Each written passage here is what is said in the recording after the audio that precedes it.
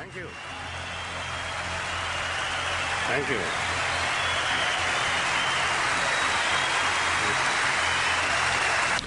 A lot of people call me a hero. I appreciate the title.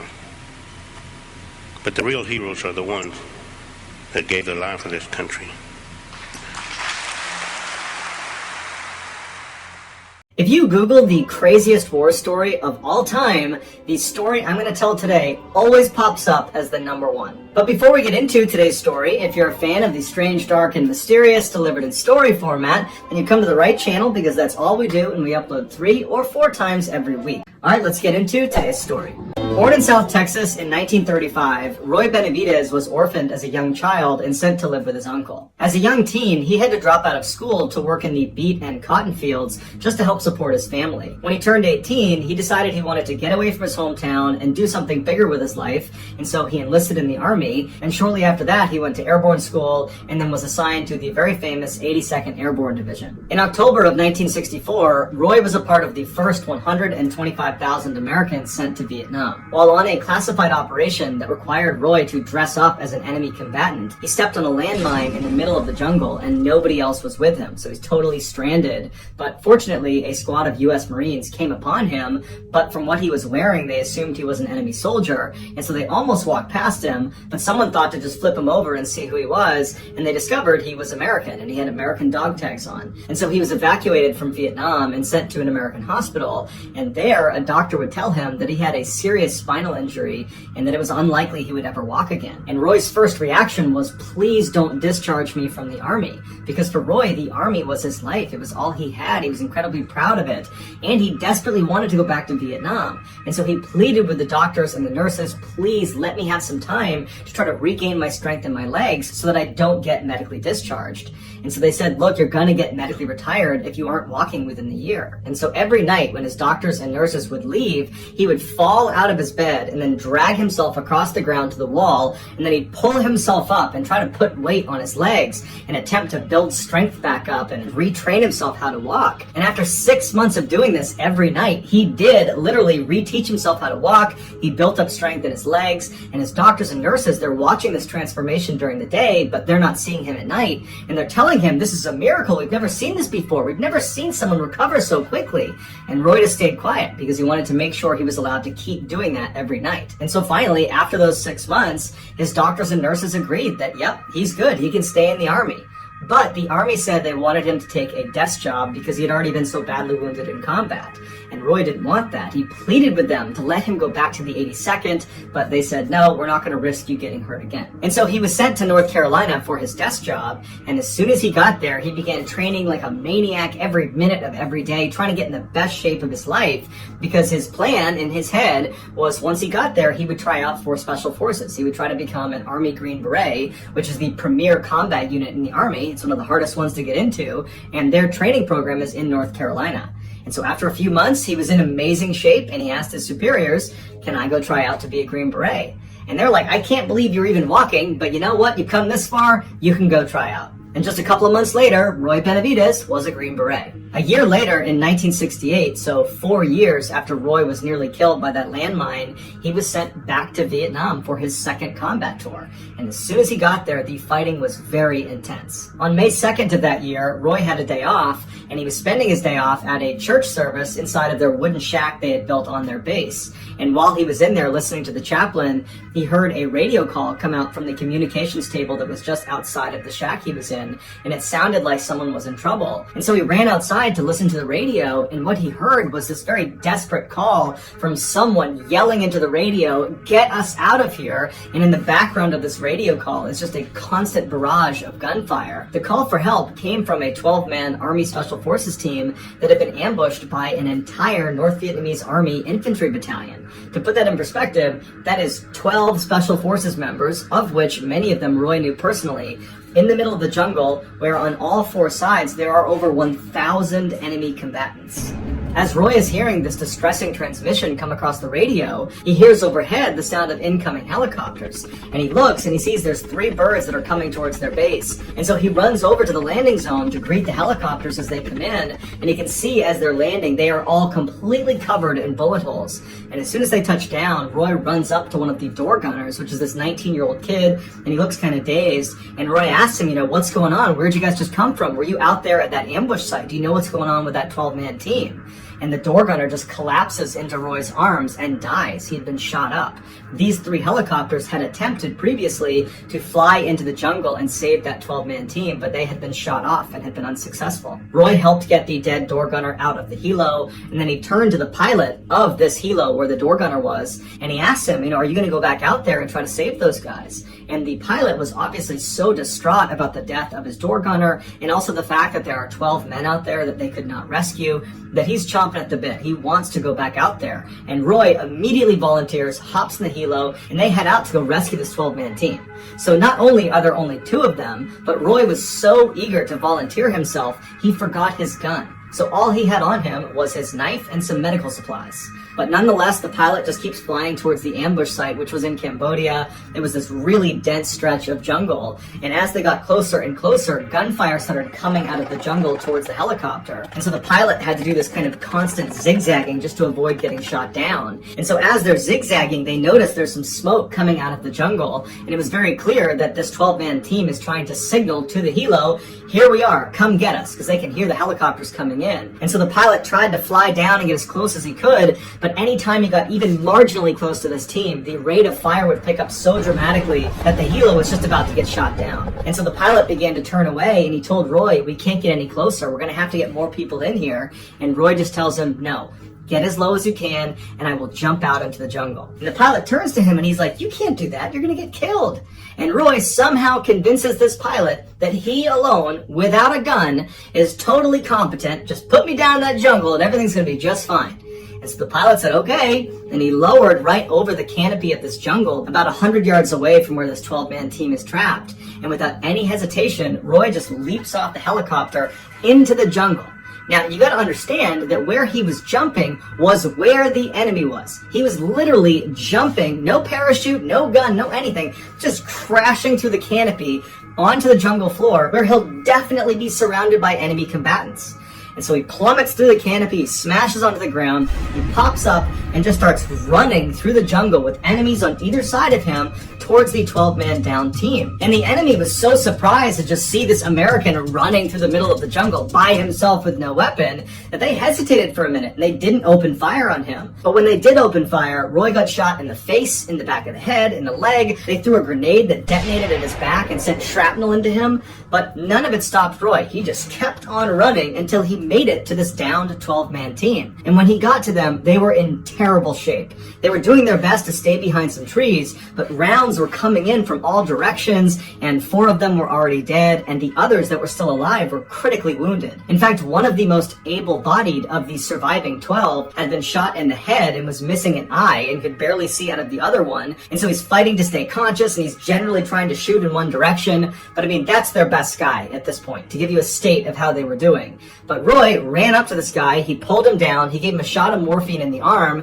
and he repositioned him because he couldn't really see, and told him where to shoot his gun. And then, under a constant hail of bullets, Roy low-crawled to each of the other living team members and gave them morphine shots, and then began dragging each and every one of them away from the ambush site to this other area where there was better cover, and there was a nearby clearing that he believed a helicopter could land in if the pilot was really daring. On one of Roy's last trips back to the ambush site to get the last few surviving members, he saw 2 other men that were part of this team that had been totally cut off from the main group. And when Roy had jumped into the jungle and ran in, all his adrenaline had kicked up and he just hadn't done a head count. And so he didn't realize there were 2 other people over there. And so without any hesitation, he grabbed a gun off of one of the dead enemy soldiers and just began running towards this down 2-man team. And as he's running, he's shooting wildly in every direction, trying his best to suppress enemy fire, but it's really doing nothing. He's just dodging bullets as he's he's running, and right as he got close to the two-man team, a bullet went flying through his thigh, just clean through his thigh, and it didn't slow him down. He got to the two-man team, totally unfazed, and he says, okay, get ready to move. He stands back up and he starts shooting again in both directions and tells them to crawl back to the main unit. And so he stands up and continues to shoot in both directions until these two men get back over to the main group. Once they were safely with the group, Roy again ran the gauntlet with this huge gaping hole in his thigh all the way back to the main group. And so now that Roy had a full head count of all of the living members of the downed 12-man team, and he had moved them all to this slightly safer area, relatively, with better cover and concealment, he threw a smoke grenade into the nearby clearing he had found in hopes that the helo pilot overhead would see the smoke and be willing to come down and land. The pilot that had dropped off Roy had not actually left the area. He had moved away from all the fighting, but he was loitering in case something like this happened. And so he saw the smoke, and without any hesitation, he flew right over, taking rounds the whole time, pinging off the side of his helicopter, and he touched down right in this tiny little clearing. And so as the semi-able-bodied surviving members of this unit began making their way over to the helicopter, Roy began running around a little ways off from the helicopter, picking up rifles off of the dead enemy and shooting back at the enemy, dropping that gun, running over, picking up another one, engaging the enemy over and over again, doing everything he can to try to protect the extract of his men behind him. And once Roy turned around and saw most of the men had made it onto the helicopter, Roy believed it was his chance now to run out and try to collect some of their dead teammates. And so Roy just takes off into the jungle, right into enemy fire. He's got two guns in his hands, and he's running, he's trying to engage the enemy as he's going, and then he comes across the first of his dead teammates, and it happens to be one of his very best friends, a man named Leroy Wright. And so he grabs Leroy and begins trying to haul him back towards the chopper, and as he's moving, Roy gets shot again, this time through his stomach. So he tries to keep himself on his feet, and as he's doing that, a grenade detonates behind him, sending more shrapnel into his body, knocking him unconscious. When he came to, he started looking around, and he could see in the tree line dozens of enemy soldiers running towards him. And so he knew if he tried to bring Leroy back to the chopper, that was a suicide mission. And so he had to leave his friend behind. He jumped up, and with all of these enemy combatants just constantly engaging him, he ran all the way back, zigging and zagging back to the main group. And when he got there, expecting to see the helicopter, he found the helicopter had actually crashed onto the ground and was on fire. It had been shot down while he was unconscious. And so he ran over to the flaming shell of this helicopter, and he saw the pilot had been killed, but some of the men that had climbed on, the men that he had just rescued, they had survived the crash and subsequent explosion.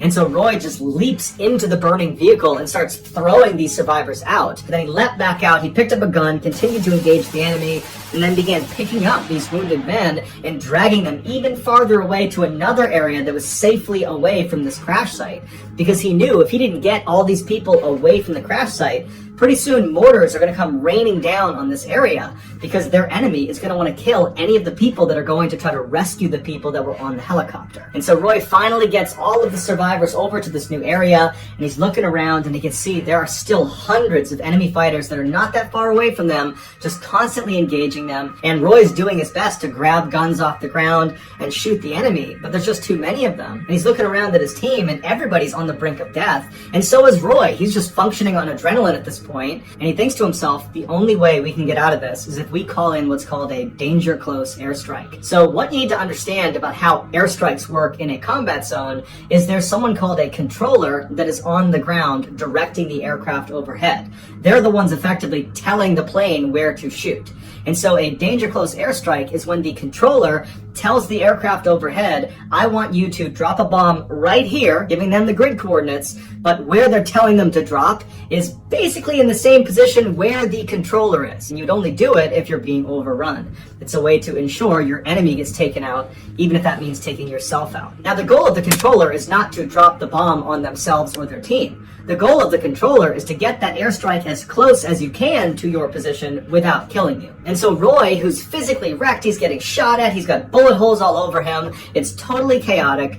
He pulls out his map, he calmly finds his grid coordinates, he calls it into the aircraft overhead, and he calls in a beautiful precision napalm strike that does not affect his team at all. He calls in multiple gun runs. None of them affect his team, despite them all being considered danger close airstrikes. And so Roy just continuously called in attack run after attack run, taking out enemy combatants all around them, completely suppressing the fire. But at some point, the aircraft overhead ran out of fuel and had to leave. And at that point, point, the surviving enemy combatants, which still numbered in the hundreds, they popped their heads up and they unleashed a hellacious volley of fire in which Roy again got shot clean through the leg. And so now Roy's looking around and he's realizing they're pretty much out of options. They don't have aircraft overhead, Roy's basically out of ammunition, and there's no dead guys' guns around for him to grab. All of his team members are basically on the brink of death. And so Roy's thinking to himself, any minute now we're going to get overrun. And so he crawls to each of his surviving teammates and he gives them one last shot of morphine to at least make their death painless. And then at the 11th hour, another helo comes blazing into the jungle and opens fire on the enemy, pushing them back. Roy is immediately invigorated and motivated because now he sees an opportunity to potentially survive this. And so once again, he grabs his teammates and begins schlepping them over to the helicopter. And after he believed he got the last of them on board, he turned and saw two of his teammates had fallen down farther back in the jungle and the enemy was closing in on them. And so Roy, like always, without any hesitation, just starts running towards them. And as he's just about to reach them, an enemy soldier that had apparently run out of ammunition leapt out of the jungle and smashed Roy on the side of the head with their rifle butt, fracturing his skull. And so Roy falls to the ground and the soldier jumps on top of him and smashes his face, breaking his jaw. And then the soldier turns his rifle around. There's a bayonet on the front side. And he begins impaling Roy over and over again. And Roy, like out of a movie, grabbed the rifle, pulled it out of himself, threw the soldier on the ground, jumped up, got on top of him, drew his Bowie knife, and proceeded to kill this soldier. And after he was done with that, he ran over to the two down men, he grabbed one of them with his left hand, he picked up a rifle with the other, and as he's dragging this guy back to the chopper, he shoots and kills two more enemy combatants. So he finally gets this guy back to the chopper, he runs back, gets the last guy, throws him back in the helicopter, and then finally, Roy is the very last living American to hop in the helicopter, and the helicopter takes off. On the helo ride back, Roy was in very rough shape and had to literally hold his insides inside of his stomach. And so when they finally landed back at base and Roy was hauled off of this helicopter, he wasn't moving, and the doctors and nurses didn't really even know where to start with him. He had so many injuries. He had 37 significant holes in his body from gunshot wounds, from bayonet wounds, from shrapnel, and so they started trying to treat him, but there was no heartbeat, no pulse, and so they declared him dead. Roy's body was moved into a body bag, and as the doctor was zipping it up again, Roy spit in his face because Roy had no other way to communicate. His jaw was so badly broken from that rifle butt, he couldn't move his jaw, and his eyes were sealed shut from all the blood on his face that had dried. And so his only way to communicate was to spit. And so unbelievably, Roy was still alive. And so they took him out of the body bag and they shipped him to Japan for intensive surgery. And then he was transferred to Texas, where he spent a year rehabbing from his severe injuries. Roy was immediately given the Distinguished Service Cross and was put in for the Congressional Medal of Honor, which is the U.S. military's highest award for valor. But the paperwork took a really long time, and so Roy was not actually given the Congressional Medal of Honor until 1981. Of the 12 men that were trapped in that jungle, 8 would survive, all thanks to Roy Benavides. Also, please subscribe to our channel and turn on all notifications so you don't miss any of our weekly 3 or 4 video uploads. See ya.